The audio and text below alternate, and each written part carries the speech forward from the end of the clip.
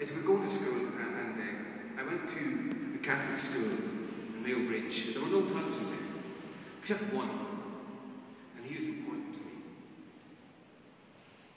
There were no Protestants at Mayo Bridge School, except Harry McGarry. He was different.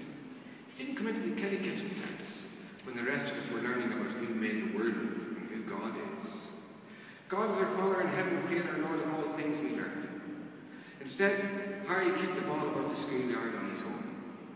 While we were becoming good Christians, he was becoming a good footballer. But he told me that he also believed in God, and that he even believed that it was God who made the world. He said I like football too, and we became good friends. I noticed that he never touched the ball with his hands when he played. We're not allowed to, he said. Is it a sin?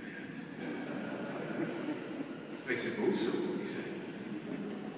What a strict religion, I thought. Later that evening, my father explained to me that it wasn't really football he was playing at all. It was a game called soccer, and it came from England.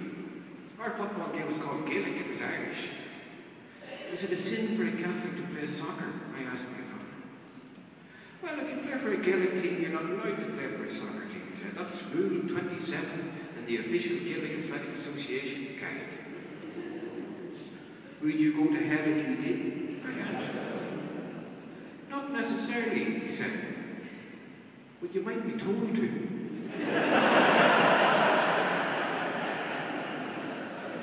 He explained that all down the years, England wanted Ireland to become English.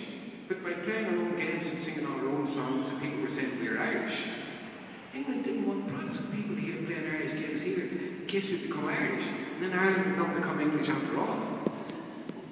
It all sounded very complicated to me, but I passed it on to Harry as best as I could, and we played a mixture of Gaelic and soccer in the schoolyard. The next day, Harry told me that his dad had told him to tell me to tell my dad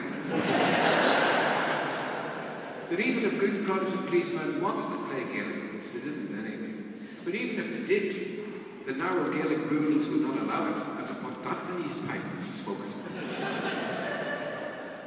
That night, my father told me to tell Harry, to tell his dad, that the rule only came about because the police force had made an earlier rule banning the road policemen from playing Gaelic games, and to put that in his pipe.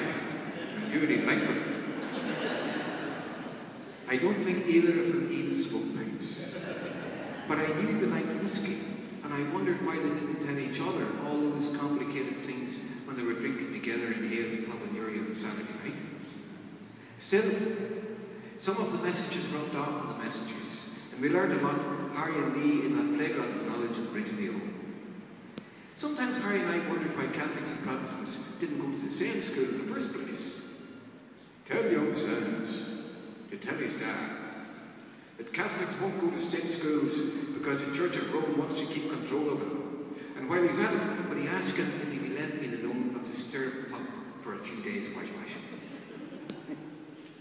Tell young McGarry to tell Big Davy that for years England made it illegal for Catholics to receive any education at all, and hounded and hanged their teachers and priests during the penal days. It was any wonder Catholics built their own schools. And what the hell stirrup pump is he talking about? Tell that wee skitters get to tell his old Fenian dad that the penal days were years ago, and there are now lovely schools and dinners and warm fires in every room for everybody to learn in, and there would be one in Mayo Bridge too, but the Catholics wouldn't go to it, wouldn't they not? And the stirrup pump is the one he said was great for whitewashing with last Saturday night in Hale's pub. Tell that black-mouthed son of a Presbyterian Orangeman that they can stick their soup in their pot-bellied stoves in their state schools. Those schools tell only an English view of Irish history, and well, he knows it. And that he can't lend him a stirrup pump because he lent it to him last summer and he never gave it back. But if I had him, he would get it, for he's a decent man. And if he isn't doing anything next Monday, could he give me a day at the threshing?